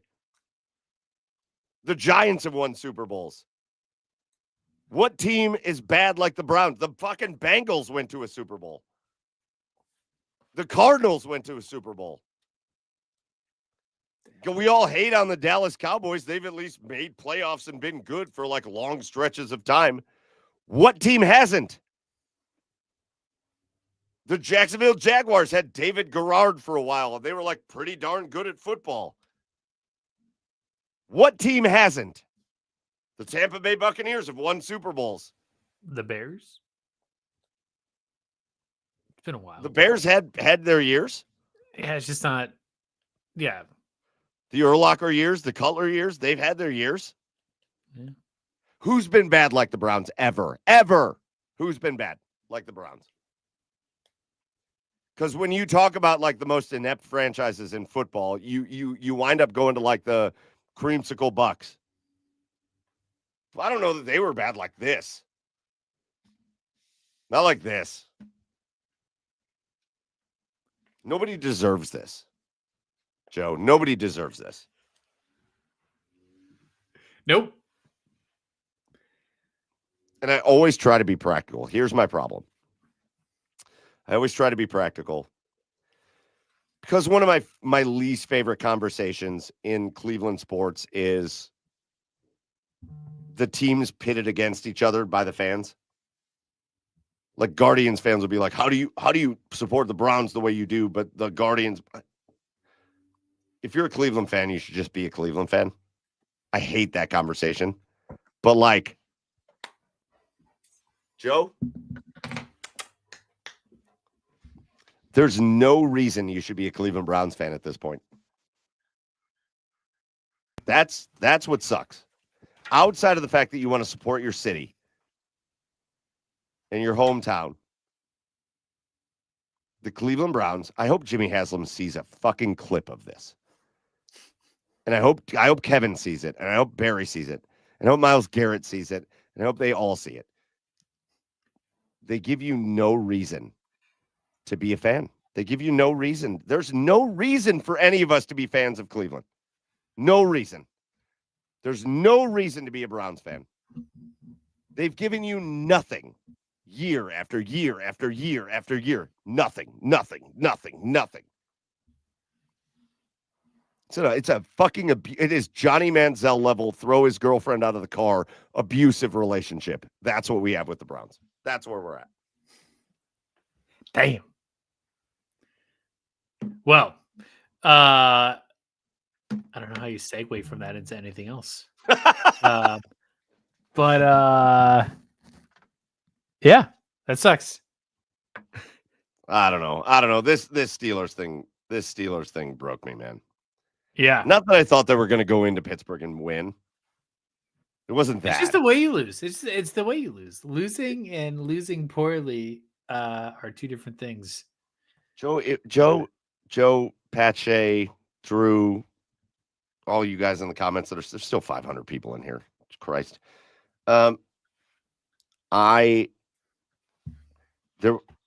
This game could have meant something, and then you just no-showed it. And Kevin Stefanski no-showed it. And then it went down to his entire team. They no-showed it. That breaks me, man. That level of just like, hey, God, if you can just come out of this with your second win. Especially knowing that you should have beat Minnesota and you should have beat Cincinnati. You get that second win going into the rest of the season, it feels like, okay, we could have a little hope. And there's just no hope. There's no hope. There's no hope. No hope. No hope. Listen, the OBR is not meant, the OBR is not meant for this, and I'm sorry, but like, go do other shit on Sundays. Go out with your family. Go cut the grass or fucking go get a beer or, I don't know, go watch other teams. They don't deserve us, Cleveland. They don't. They don't deserve us. They don't deserve us. Go do other shit on Sundays. Stop wasting your time with this crap. I don't know. I don't know what else to say. It's wild. All right. Anyways, I'm sorry. Beast Grill says, go see a movie. It was a master class ramp. Yeah, a movie? I don't know. There's like movies out right now. Hell yeah, go see a movie. There's got to be some kind of cool, scary movie out there. That Tron movie out yet? The new Tron? Oh, I don't think so, but some kind of scary movie. Pache liked the rant. Sorry, I don't go around. You know what the funny thing is? Chaz maybe said he missed that rant because I think you just would have like affirmed a lot of things that he's been saying. I hope you see this though. I hope you've watched Garage Beers long enough or listens to Garage Beers long enough to know that the rants that happen they're not forced. That wasn't like sometimes you listen to like sports talk radio and you're like, okay, this rant sucks because it's just forced. They're just trying to make good radio or whatever. Nope. Takes a lot to get to that point here on this show. But when you get there, we're going to go there. So I love Scott. Scott says, let's go Cavs. Fuck yes, Scott. Let's go Cavs. Monster. Yakets.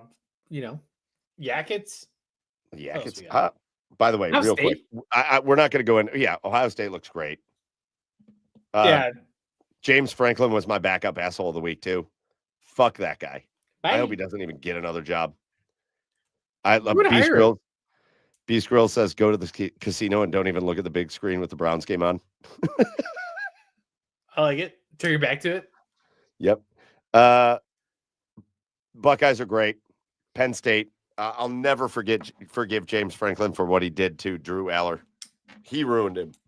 Make no mistake about that. Drew Aller gets hurt out for the season. But you've got,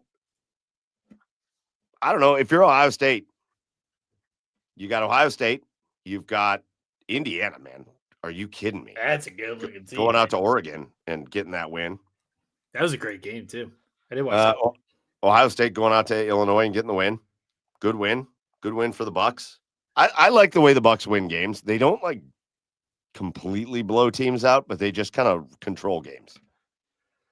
Like at no point did I ever think Illinois was going to like try to come back against the Bucks, but they also didn't win it like 56-0. It was just like a controlled domination. Yeah. Indiana, the Bucks and Indiana don't play each other. That's very interesting as the season goes on. Who else in college football? Listen, man, I know I bring them up because of the homerism, but the Aggies beating Florida a week after Florida took down Texas. That's a good ass win. And the Aggies kind of doing the same thing to Florida as Ohio State does. Like it was like not a super dominant game, but like it never felt like Florida was going to win that game. That's great. So who are the threats to the Buckeyes? Left threat to the Buckeyes in all of college football. Because the Buckeyes are the national title favorites. Yeah. I mean, Michigan for sure. 1A. Yeah. God, if they don't fucking beat Michigan. Until at this point, it's kind of like the Browns until you beat Michigan. That's tough. Yep. I think it's so. Let me give you the top 10 in the AP, and I want to hear who's a threat. Ohio State's 1. So give me threat or like, let's do contender pretender. Okay. Yeah. Miami 2. Pretender. Oh, I think contender all the way. Oh, that defense is so good. Miami's really good this year. You know whose else defense is fucking good, Mike? The Ohio State Buckeyes.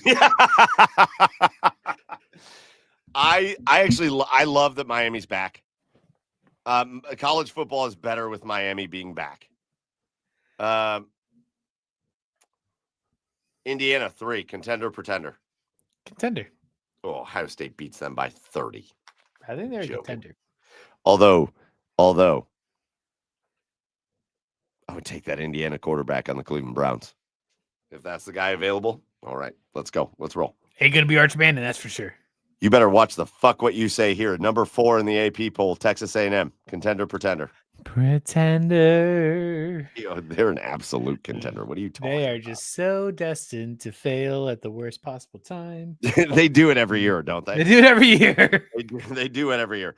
The stretch for A&M is going to be they have 3 away games back to back to back.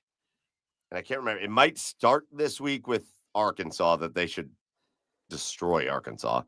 But then it's like at Arkansas, at LSU, at South Carolina, maybe. That's a tough stretch. Especially LSU, South Carolina. But A&M, total contender, honestly. That defense is wild. And those wide receivers, unbelievable. Unbelievable. Ole Miss, number 5. Contender, pretender. They're interesting.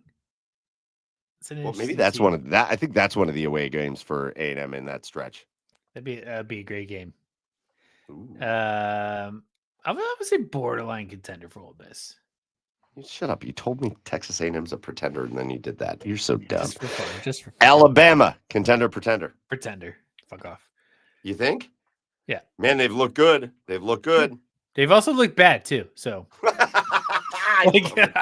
Yeah, and also bad. They've looked good for 2 weeks. This is one of my favorites: Texas Tech, Texas A&M. Or I'm sorry, Texas Tech, contender, pretender. Pretender. Yeah, for sure, 100%. Yeah. That defense is going to get stomped at some point. Lit up. Oregon, number 8. Contender. I think Oregon's a great team. I think they played a slightly better Indiana team and lost, but they're solid. Georgia, contender, pretender, number 9. I want to say pretender because they lost to Alabama, and I hate the SEC. So if you can't tell where my picks are going here, let's keep it in the SEC. Number 10, LSU, contender, pretender.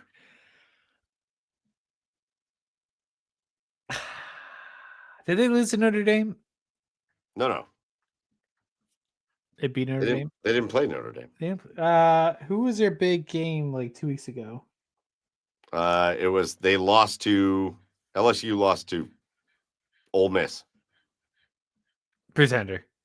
I think it was one, Brian Kelly just blows. But 2, the worst.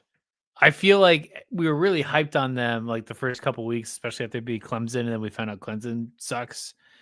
And looking back, it's not like they beat Clemson in a way that warrants how bad Clemson is. I want to say pretender. Having said all this, third asshole of the week are just these people that vote in the AP poll. Yeah, I don't know what's going on. They don't watch the games. It is so forced. Like, why is Notre Dame at 13 with 2 losses? What are you doing? Why are they there? Their 2 toughest games of the year, for sure, they lost. So now they go into like this easy stretch of the schedule, and you're just going to be like, well, now look at what they're doing. No, they lost. I was at the Notre Dame, Texas A&M game. They lost. They lost to Miami. Why are they 13? They should be like, they shouldn't be ranked. What are we doing? I do love just Georgia Tech's dangerous. Vanderbilt is dangerous. I know. I would have said the same thing about Oklahoma, but then they just got slaughtered by Texas. So, yeah, interesting. But listen, here's the thing. If we're talking college football, there's a lot of people trying to say a lot of different things, Joe. But Ohio State's the favorite. And they should be. Ohio State is the clear-cut number 1 team in college football this year. Yeah, I don't think the gap's close. Like, I know the offense isn't like, 100% running on all cylinders right now, but like defense, like this is the epitome of defense wins championships. Like this defense is unfreaking believable. Might be one of the best I've seen in the past 20 years. Like, it's just top to bottom, so good. So wish they could get to the quarterback a little more, but like that's kind of a nit with how good everyone else is playing on this team. Yep. Agreed. All right, Joe. There was no intention to go as long as we did. I was totally planning on getting out at 10:30 normal time, and we just went straight 2 hours on this. So we'll skip the Blue Jackets stuff. Not that we don't want to talk about them, but we'll have more Blue Jackets guests on. I love the way they've started, even though they're 1-2. Yep. I think they are poised for a breakout season. They just got to get some bounces going their way. But we'll do a lot more Blue Jacket stuff. Later on, we'll do it next week with Chad, and we'll see what kind of guests we get next week. But, Joe, let's get out of here for episode 285. Let's do our cheers of the week and hit the road. What do you got for a cheer of the week? Oh, man, I got to cheer my father-in-law for giving me tickets to Game 4 here tomorrow. Hell yes. Super stoked. I will say just one thing because we're not going to talk baseball, but Mariners got absolutely smoked tonight. But one of my favorite things they did in this game, knowing they were getting blown out, was they did not pull the starter. Yes. And they were able to save their entire bullpen. Like you see so much in playoff games, the starter get pulled very early. And if the offense continues to just shell your pitching staff, you eat your bullpen away, and that's how you lose game 2. And I thought it was super interesting. They kept, I'm forgetting pitched George Kirby. Yeah, they kept him in. He gave up 8 runs. He went through like the 5th, and just like they dealt with it. And you know what? He would probably come in the offensive innings, and they'd be like, George, dude, don't even worry about it. Go get shelled tonight. Who cares? Shake it off for the next one. Shake it off for the next one. Also, we got to give a secondary shout out to how about Shane Bieber tonight getting a win in an ALCS game. Oh man, it was so good to see Shane look good. Yeah, he gave it the 2-run homer in the first inning, and then absolutely lights out the rest of the game. Yeah, he was great. Andres Jimenez was like 3 for 5 or something like that. Yep. So good to see the with a homer do well with the homer. Yeah. Yep. My cheer of the week is going to go out to a guy that's going to go wildly underappreciated forever, but a cheer of the week, and also kind of a sad cheer of the week, but still a cheer of the week. My cheer of the week goes out to now former Cleveland Browns wide receiver David Bell, who announced his retirement yesterday. And it was a very sad post. David Bell is still a young guy who said that a freak injury is basically forcing him to say, I can't play football anymore. I can't risk it. I can't do it anymore. And I think people put a lot of undue expectations on David Bell. And I think David Bell is going to go down as a wide receiver in Browns history that has one of the highest percentages of clutch catches of any player I've ever seen. David Bell was a guy that everybody was talking about like he should be like a number 1 guy, and he wasn't. But man, if you needed a third down pickup, David Bell would get it. You were going to go for it on 4th down and you were going to throw it, David Bell would get it. David Bell consistently made clutch plays. And I'm legitimately bummed out that he's never going to be able to come back and play. I'm bummed for him. I'm bummed for his dreams of being an NFL wide receiver. But I'm glad he got to spend the time in Cleveland. And I will remember, maybe other people will forget, but I will remember the highest percentage of clutch catches I think I've ever seen out of a wide receiver came from David Bell. And I wish him nothing but luck. And I appreciate him taking care of himself and his body and his health and saying, I can't do this anymore. I just wanted to give him a cheers. That's a hard thing for a young guy that only spent a few years in the league to do. But he made a courageous decision, and I hope whatever he does next is awesome. So my cheers goes to David Bell. All right, Joe, that's going to do it for tonight. Episode 285 in the books. We just got to do our thank yous and we'll get out of here. First of all, big thank you to the OBR for hosting us. The OBR is the oldest and largest Cleveland Browns coverage site in all of Cleveland. Plus, they get to let us do this on Wednesday nights. So get over to the OBR.com and hit subscribe. And whether you're watching us on YouTube, Twitch, wherever you're watching us, make sure you hit follow, subscribe, like it, and all that stuff. Get over to the Garage Beers podcast on the socials at the Garage Beers and hit follow just to hang out with us as we do shit throughout the week. That's always a great time. Thank you to our special guest tonight, Tim Alcorn. What a conversation that was. Again, I could have kept Tim here till 1:00 in the morning, but got a solid hour of Cavs talk. out of Tim Alcorn. And man, I'm so pumped. Now that we've had the conversation with Tim, I'm so pumped. Cavs season starts 1 week from tonight in Madison Square Garden against the Knicks. And Tim will bring you all the action. The radio voice of the Cavaliers, Tim Alcorn. Big thank you to him. And to all of you guys, all of you men and women that joined us in the comments. It's hard to even scroll through all of them tonight. You guys were amazing. Everybody that joined us live, shout out to you. And if you didn't get a chance to join us live, remember you can watch us on demand on YouTube, Twitch, or you can listen to the show on Apple, Spotify, wherever you get your podcasts. We appreciate you. We love you. And we thank you for your support. That's going to do it for us. For Chad, who couldn't be here, but go follow him anyways at Garage Beers Chad. For Joey at Garage Beers Joe, I am Michael Keefe at Garage Beers Mike. Go follow the show at The Garage Beers. And we will see you next week. Until then, cheers, everybody.